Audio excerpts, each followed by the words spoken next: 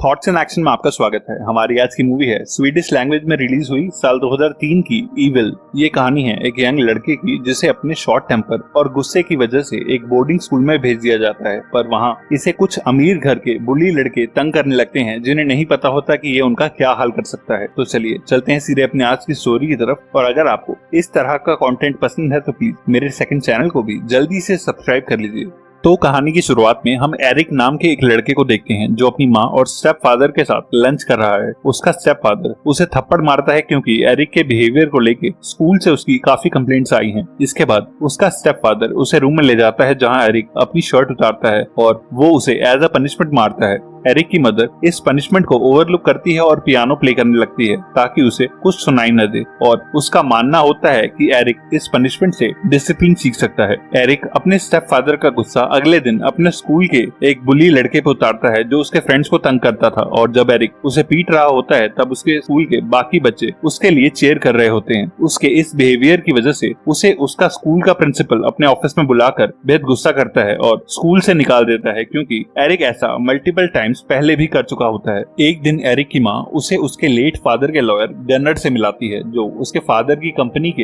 Legal issues देखता है, और गनर उसे अपना बिजनेस कार्ड देके कहता है कि वो उसे कभी भी किसी भी लीगल एडवाइस के लिए कॉल कर सकता है। एरिक की माँ उसे समझाती है कि ऐसे वो कभी अपनी पढ़ाई पूरी नहीं कर पाएगा और लाइफ में और बच्चों से पीछे रह जाएगा, इसलिए उसने उसका एडमिशन शहर से काफी दूर एक ऑल बॉयज बोर्डिंग स्कूल में करवा दिया है। और वो उससे प्रॉमिस मांगती है कि वहाँ जाके वो सिर्फ अपनी पढ़ाई पे ध्यान देगा और लड़ाई झगड़ों से दूर रहेगा, क्योंकि ये उसका हाई स्कूल कंप्लीट करने का लास्ट चांस होगा। एरिक अपनी माँ से कुछ पैसे लेके उस बोर्डिंग स्कूल जाने के लिए एक ट्रेन में बैठ जाता है और यहाँ से उसकी लाइफ का एक नया चैप्टर शुरू होता है। उसे एक नई स्कूल यूनिफॉर्म और हेयर कट मिलता है, जिसके बाद वो अपनी नई स्कूल की बिल्डिंग देखता है जो उसके पुराने स्कूल से काफी बेटर होती है। यहाँ उसे एक रूम अलॉट होता है और उसे पियर नाम का एक रूममेट भी मिलता है जो पढ़ने में बेहद अच्छा होता है। पियर और एरिक जल्द ही फ्रेंड्स बन जाते हैं और पियर उसे सारा स्कूल दिखाता है और डाइनिंग हॉल मेस में डिनर के टाइम उसे अपने क्लासमेट जोहान से भी मिलाता है। जोहान उसे समझाता है कि इस स्कूल में हर स्टूडेंट को अपने फैमिली बैकग्राउंड और सोशल स्ट्रक्चर के अकॉर्डिंग ट्रीट किया जाता है और यहाँ उसे बेहद संभल के रहना होगा। तभी एरिक के साथ बैठे स्टूडेंट को उनसे दूर बैठे दो स्टूडेंट ऑटो और गुस्ताव इशारा करके बुलाते हैं। पियर और जोहान एरिक से कहते हैं कि वो लड़का एक मिडिल क्लास फैमिली से आता है, वहीं ऑटो और गुस्ताव के फादर्स बड़े नोबल फैमिली से बिलोंग करते हैं और इसी बोर्डिंग स्कूल के ट्रस्टी भी हैं, इसीलिए वो दोनों अपनी मर्जी के अकॉर्डिंग बाकी स्टूडेंट्स को तंग करते रहते हैं। और एरिक देखता है कि वो दोनों उस लड़के को बिना किसी गलती के सर में हिट करके पनिश कर रहे होते हैं। ऑटो और गुस्ताव स्टूडेंट काउंसिल के प्रेसिडेंट भी होते हैं जिनके ऑर्डर स्कूल के सभी स्टूडेंट्स मानते हैं और उन्हें अपनी हरकतों के लिए एक्सपेल होने का भी कोई खतरा नहीं होता, इसीलिए वो खुलेआम गरीब घर से आने वाले स्टूडेंट्स को बुली करते रहते हैं। डिनर के बाद पियर एरिक को स्कूल का स्मोकिंग स्पॉट भी दिखाता है जहाँ मोस्टली स्टूडेंट्स छुप के स्मोकिंग करने आते हैं और वो दोनों भी वहाँ स्मोक करते हैं। अगले दिन मेस एरिया में गुस्ताव और ऑटो एरिक को अपने टेबल पे ब्रेकफास्ट के लिए बुलाते हैं और कहते हैं कि क्योंकि उसने साल के बीच में यहाँ एडमिशन लिया है इसलिए वो उसे इस स्कूल के ट्रेडिशन सिखाना चाहते हैं, पर एरिक उन्हें वही मना कर देता है और वो उसे एज ए इंसल्ट लेते हैं और एरिक का गुस्सा उतारने के लिए जोहान को अपने पास बुलाते हैं। ऑटो जोहान को एक पेन से बार बार सर में पिंच करने लगता है और उसे अपनी इंजरीज के लिए एक नर्स स्कूल के क्लिनिक में ले जाती है। शाम को ऑटो और गुस्ताव फिर से एरिक को तंग करने का सोचते हैं और उसे अपने स्टूडेंट्स क्लब में बुलवाते हैं जहां वो उसे क्लब मेंबर्स के गंदे जूते साफ करने को कहते हैं, पर एरिक ऐसा करने के लिए उन्हें तुरंत मना कर देता है और वहां से चला जाता है। उसके जाने के बाद गुस्ताव ऑटो से कहता है कि उन्हें एरिक का कुछ करना पड़ेगा, पर ऑटो कहता है कि वो अभी नया है इसलिए कुछ दिन उसे जी लेने दे। अपने रूम में वापस आके एरिक पियर को बताता है कि आज क्लब हाउस में क्या हुआ और पियर वो सब सुन के उसे कहता है कि आगे से उन दोनों को किसी भी काम के लिए मना मत करना, क्योंकि जो भी स्टूडेंट ऐसा करता है उसे इस स्कूल में बेहद सफर करना पड़ता है। एरिक जो अपने पिछले स्कूल में खुद एक बुली रह चुका होता है पियर से सीरियस होकर कहता है कि मुझे ऑटो और गुस्ताव का इलाज करने में सिर्फ 2 मिनट लगेंगे, पर मैं यहाँ अपनी माँ से एक प्रॉमिस करके आया हूँ इसलिए मैं स्कूल का कोई भी रूल तोड़ नहीं सकता। पियर और एरिक उन दोनों से बचने के नॉन वायलेंट तरीके सोचने लगते हैं और अगले दिन स्कूल के कॉरिडोर में गुस्ताव एरिक से जानबूझ के टकरा जाता है और उसे माफी मांगने को बोलता है, पर एरिक ने उसे कोई टक्कर नहीं मारी होती इसलिए वो उससे कोई माफी नहीं मांगता। इस बार गुस्ताव एरिक से उलझ जाता है और सारे स्टूडेंट फ्रेंड्स के सामने रात को उसे एक फाइट के लिए चैलेंज करता है। पियर और जोहान उसे बताते हैं कि गुस्ताव और ऑटो कभी भी फेयरली नहीं लड़ते और अपने ओपोनेंट को हमेशा किसी ट्रिक से चीट करके हरा देते हैं।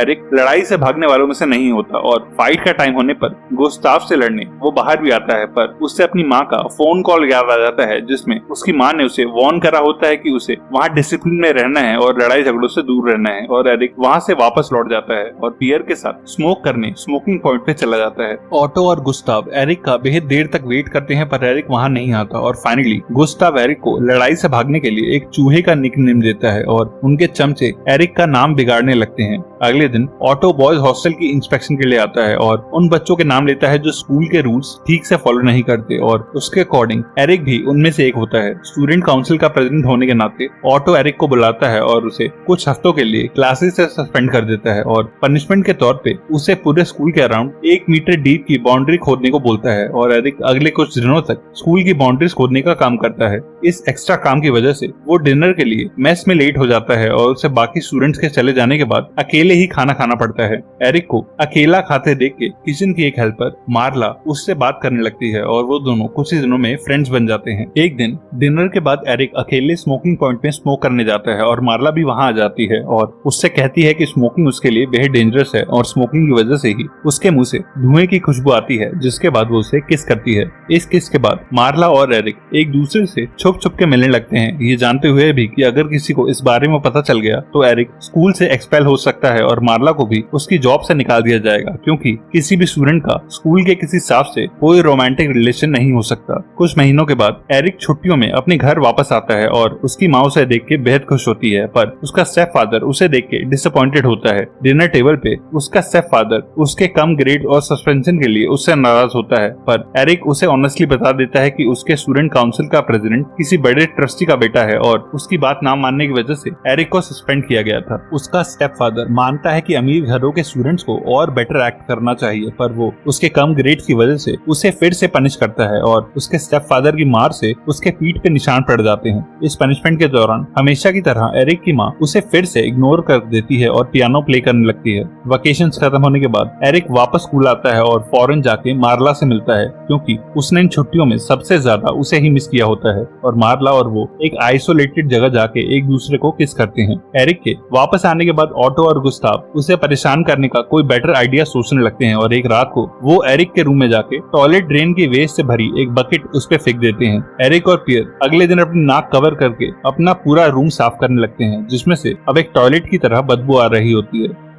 अब एरिक को इस हरकत का बदला लेना होता है और वो देर रात को वैसे ही सेम यूरिन और स्टूल से भरी एक बकेट लेके चुपके से ऑटो और गुस्ताव के रूम में घुस जाता है और वो सोते हुए ऑटो के ऊपर वो पूरी बकेट पलट के भाग जाता है। ऑटो बेहद डिस्गस्टेड फील करता है और रो पड़ता है, पर उसके और गुस्ताव के पास कोई प्रूफ नहीं होता कि ये काम एरिक ने किया है। एरिक अगले दिन डाइनिंग हॉल में सबके सामने ऑटो का मजाक उड़ाने लगता है और उसकी तरफ पॉइंट करके बोलता है कि आज एक स्टूडेंट के अंदर से ह्यूमन वेस्ट की बेहद गंदी बदबू आ रही है। पूरे स्कूल में आज तक किसी ने ऑटो से ऐसे बिहेव नहीं किया होता और गुस्से में आके ऑटो उसे पंचेस मारता है और कई सारे पंचेस खाने के बाद भी एरिक उस पर वापस अटैक नहीं करता, क्योंकि उसे अपने माँ से करा हुआ प्रॉमिस याद आ जाता है और एरिक को पिटते हुए देख के मार्ला चिल्ला के ऑटो को रोकती है। एरिक अपने चेहरे पे आई चोट की वजह से मेस में से स्कूल के क्लिनिक चला जाता है और उसके जाने के बाद ऑटो और गुस्ताव पियर को तंग करने लगते हैं, क्योंकि पियर एरिक का रूममेट होता है। वो दोनों जानबूझ के उसके रूम में घुस जाते हैं और उसके बेड पे यूरिनेट करते हैं, जहां ऑटो पियर को एक फाइट के लिए चैलेंज करता है और उसके मना करने पर वो और गुस्ताव अपने बाकी साथियों के साथ मिलके उसे बुली करते हैं। वो दोनों अपने क्लब हाउस में बुला के पियर के कपड़े उतरवाते हैं और उसे सिगरेट से जलाते हैं, क्योंकि वो समझ चुके होते हैं कि पियर को हर्ट करने से एरिक पे बेहद इफेक्ट पड़ेगा और एरिक के माफी मांगने के बाद भी वो पियर को तंग करना नहीं छोड़ते और उसे फाइट करने के लिए फोर्स करने लगते हैं। पियर एक दिन अपने रूम में एरिक से कहता है कि उसे ऑटो से फाइट करनी ही पड़ेगी, वरना ये लोग उसे अकेला नहीं छोड़ेंगे, पर एरिक उसे ऐसा करने के लिए मना करता है। पियर एरिक को बिना बताए फाइट करने चला जाता है, जहां स्कूल के मैक्सिमम बच्चे ऑटो को सपोर्ट कर रहे होते हैं। पियर आते ही ऑटो को पहला पंच मारता है, पर ऑटो उस पे कई पंचेस बरसाता है और गुस्ताव के साथ मिलके वो उसे मार मार के जमीन पे गिरा देता है। एरिक जब तक वहां पहुंचता है तब तक लड़ाई खत्म हो चुकी होती है और पियर नीचे गिरा पड़ा होता है और एरिक हेल्पलेस पियर को अपने रूम में लेके आता है और उसके जख्मों पे दवाई लगाता है। पियर उसे कहता है कि वो कुछ कुछ टाइम अकेले रहना चाहता है और एरिक उसे छोड़ के मार्ला के पास चला जाता है, जहाँ वो दोनों साथ में एक पूरी रात बिताते हैं। एरिक सुबह हॉस्टल वापस आता है पर पियर या उसका कोई भी सामान रूम में नहीं होता और वहाँ बस एक लेटर होता है जिसमें पियर ने लिखा होता है कि वो ये स्कूल छोड़ के जा रहा है और वो एरिक को प्रेज करता है क्योंकि वो यहाँ उसका इकलौता फ्रेंड था जो कभी ऑटो और गुस्ताव के आगे नहीं झुका। पियर के जाने का एरिक पे बेहद गहरा इम्पैक्ट पड़ता है और वो ऑटो और गुस्ताव से हिसाब बराबर करने का मन बना लेता है, जिसकी वजह से अब उसे अपनी माँ से किया हुआ प्रॉमिस तोड़ना पड़ेगा। एरिक मेस में जाता है जहाँ उसे सभी स्टूडेंट्स ब्रेकफास्ट करते दिखते हैं और वो गुस्ताव को अपनी पुरानी फाइट कंप्लीट करने का चैलेंज देता है। क्लासेस के बाद सभी स्टूडेंट्स लॉन में इकट्ठा होते हैं जहां अकेले एरिक से लड़ने के लिए गुस्ताव और उसका एक फ्रेंड रेडी होता है और ऑटो इस फाइट का रेफरी बनता है। दोनों ही बुलीज होते हैं, इसीलिए वो बेहद ओवर कॉन्फिडेंट होते हैं, पर एरिक उन सबसे बड़ा बुली होता है और वो फाइट शुरू होते ही गुस्ताव और दूसरे लड़के को बुरी तरह मारता है, जो देख के सारा स्कूल चुप हो जाता है और ऑटो शॉक में आ जाता है क्योंकि एरिक ने उसके सबसे बेस्ट फाइटर्स को कुछ ही सेकंड्स में ऐसे धो डाला। जिसके बाद एरिक ऑटो को भी चैलेंज करता है पर ऑटो एक बहाना बना के बच जाता है। अपनी फाइट के बाद एरिक मार्ला से मिलने जाता है पर एक लेडी उसे बताती है कि मार्ला को उसकी जॉब से निकाल दिया गया है और वो एरिक को मार्ला का एक लेटर लाके देती है जो मार्ला ने स्कूल से जाने से पहले उसके लिए लिखा था। ईयर के बाद अब मार्ला के चले जाने से एरिक बेहद हर्ट होता है पर ऑटो का एक चमचा एरिक को फीमेल हेल्पर से वो लेटर लेते हुए देख लेता है और ये बात वो ऑटो को भी जाके बता देता है।